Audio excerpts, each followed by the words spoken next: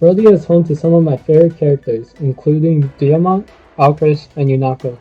However, is it possible for me to beat Fire Emblem Engage with just Brodian units? The rules for this challenge are simple. Only Brodia units can attack along with Alear. However, other units can support Alear until I recruit the first Brodia unit. DLC also can't be used until Chapter 11, with the respective game they come from.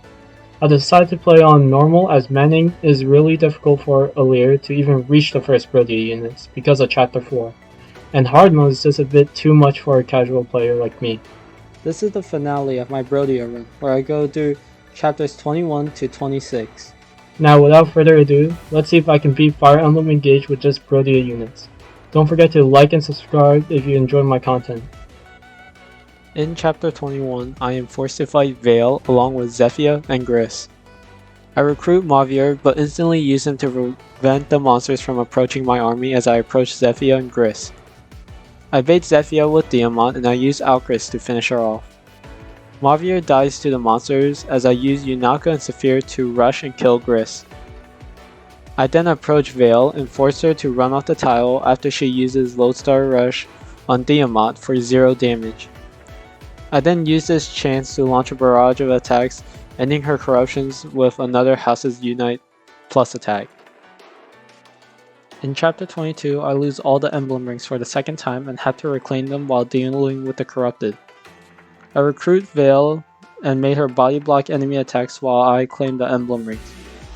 I realized the rings gave some benefits to the ring bearer, and I divide pulls to make sure everyone gets the rings that I equipped them with before chapter 21.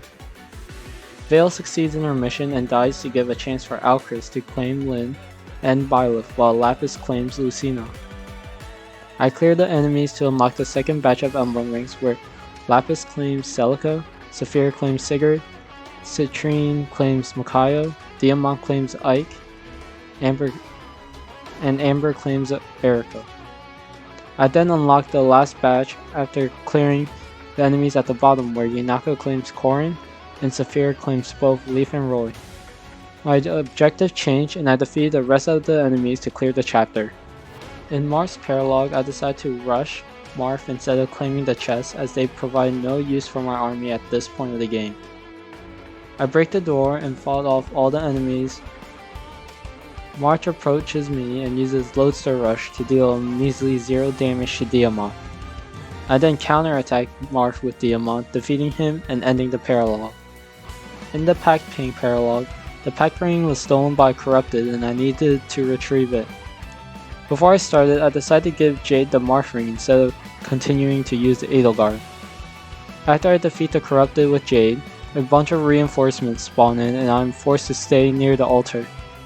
I'm forced to fight 4 sides, separating most of my army to defend the 4 sides from reaching Alear. I lose Citrine, but I decide to Divine Pulse her back to life, and I have another objective, which was to keep Citrine alive, just so I can have a magic unit for my army. After that, I move Citrine out of my enemy attacks and defend it until I defeat the last enemy. In chapter 23, I had to defeat Zephyr and Gris for the final time. I used Saphir to deal with flyers and monsters on the left side, as I used the rest of my army to go to the top right of the map. I used Yunaka to fend off the enemies from the left side. I lose Amber 2 times in this chapter and had to Divine Pulse him back to life for both times. I slowly approach Zephyr, taking 1 HP bar with Astral Storm. Both Zephyr and Gris started heading towards me, forcing me to back up to avoid their attacks while also avoiding a meteor.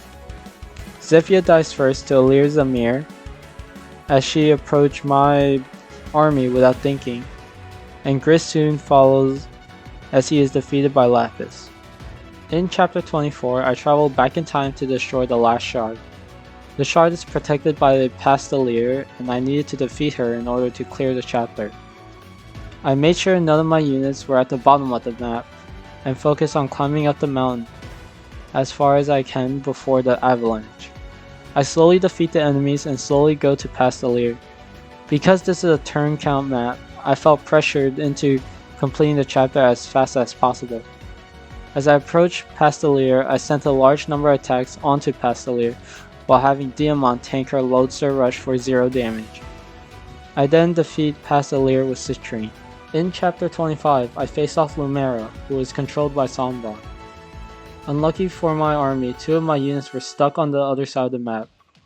I decided to leave it be and split my army to fight out the left side, and Yunaka and Saphir to deal with the right side. However, Yunaka and Saphir began getting in a lot of trouble, and I had no choice but to use the rescue staff to bring them with the rest of the army. This was a time loss as a thief shows up to steal the items in the chest. Not only did I lose a lot of time, I also had to worry about the blast Lumera does every few turns. As I made my way into the main room, more reinforcements spawned, causing the time to obtain the items in the chest to slow down even further. I decided to focus on the thief that had the weapons and killed him over the other thief. I slowly chipped at the units next to Lumera so I can attack her without the need to worry about dealing with the other units. Once most of the enemies were defeated, I went all out on Lumera, laying her to rest with Amber. In Chapter 26, I start the chapter rushing to Sombra, defeating any enemy who would pose a threat to the army. Once I defeated Sombra, he transformed into his Fell Dragon form. I decided not to split my army and take care of the Dark Emblems one by one. This strategy will help prevent Sombra from recovering his barrier after the Dark Emblems respawn. I defeat the Shadow Dragon and Warfather with the whole army, and then sent Yunaka to deal with the Dark Bishop and Dark God. Once the shield broke, I attacked Sombra with everyone. Demon, Jade, and Saphir helped me deal with the first HP bar. Alear and Alcris helped me deal with the second. And Amber, Lapis, and Yunaka helped me deal with the third HP bar. After Sombra acted, I had one more turn before he reactivates his shield. I positioned Alcris and Alear to deal the final blow, ending the final chapter. You guys might be asking, what did I do with the Pact Ring? And I decided to give it to Alcris. I had a ton of fun doing this challenge as it really made me step out of my comfort zone on how I usually play Fire Emblem. I want to do more of these challenges in the future. If you guys enjoyed the video, hit the subscribe button and like and comment on what I should do next. For now, I will see you in the next video.